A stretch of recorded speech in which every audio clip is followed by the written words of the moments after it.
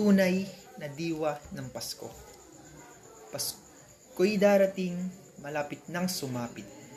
Kaarawan ng batang hulog ng langit. Pobreng isinilang sa isang sabsaban. Tinakdang maging hari ng sanlibutan.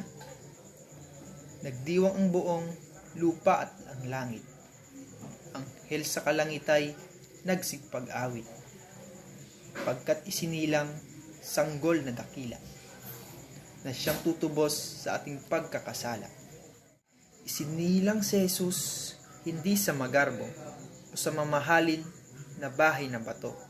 Pinanganak siya sa sabsabang munti, hindi sa palasyong bagay sa isang hari. Ito ay simple lamang na paalala. Magarbong handay, hindi mahalaga. Laging isipin at unawain sana. Pasko'y nararapat isentro sa Kanya. Pag-ibig sana ang tunay na maghari. Tayo'y magbigay at magmahalan lagi. Alisin ang lumbay at mga pighati. Palitan ang lungkot ng saya at ngiti. Araw-araw dapat matutong magbigay. Ang diwa ng Pasko dapat isabuhay. Ito ay gawain na magpapatunay.